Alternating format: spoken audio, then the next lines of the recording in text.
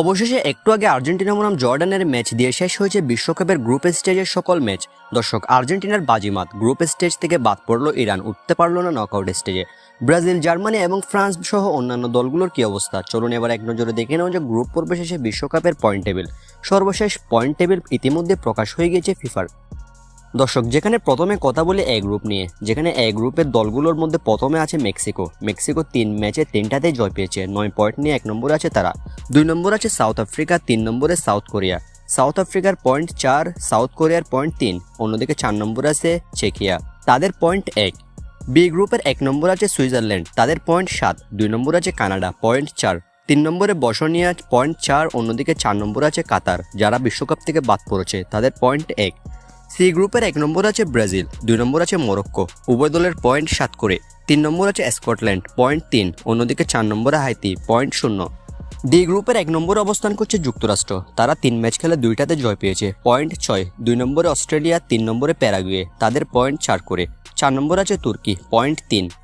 অন্যদিকে ই গ্রুপের 1 নম্বরে জার্মানি, 2 নম্বরে আইভরি কোস্ট, দুই দলেরই পয়েন্ট 6 করে। 3 নম্বরে আছে ইকুয়েডর, পয়েন্ট 4। 4 নম্বরে আছে কুরাসাও, তাদের পয়েন্ট 1। এফ গ্রুপের 1 নম্বর আছে নেদারল্যান্ডস, যাদের পয়েন্ট 7। 2 নম্বরে জাপান, যারা ব্রাজিলের বিপক্ষে মাঠে নামছে নকআউট স্টেজে, জাপানের পয়েন্ট 5। 3 নম্বরে সুইডেন, তাদের পয়েন্ট 4। 4 নম্বর আছে তিউনিশিয়া, পয়েন্ট 0। এরপর বিশ্বকাপে জি গ্রুপের 1 নম্বর আছে বেলজিয়াম, 2 নম্বর আছে মিশর, তাদের পয়েন্ট 5 করে। 3 নম্বরে আছে ইরান, পয়েন্ট 3। 4 নম্বরে নিউজিল্যান্ড, পয়েন্ট 1। দর্শক, অনেকেই বুঝতে পারছে না কেন ইরান বিশ্বকাপ থেকে বাদ পড়েছে।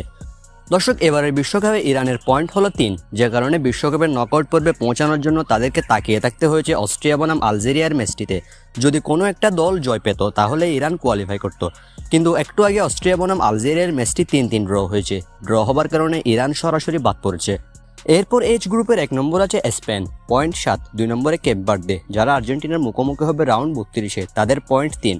3 নম্বরে উরুগুয়ে, 4 নম্বরে সৌদি, তাদের পয়েন্ট 2 করে। অন্যদিকে আই গ্রুপের 1 নম্বরে ফ্রান্স, 3 ম্যাচ খেলে 3টাতে জয় পেয়েছে তারা, পয়েন্ট 9। 2 নম্বরে নরওয়ে, পয়েন্ট 6। 3 নম্বরে আছে সেনেগাল, পয়েন্ট 3, অন্যদিকে 4 নম্বরে ইরাক, 0 পয়েন্ট।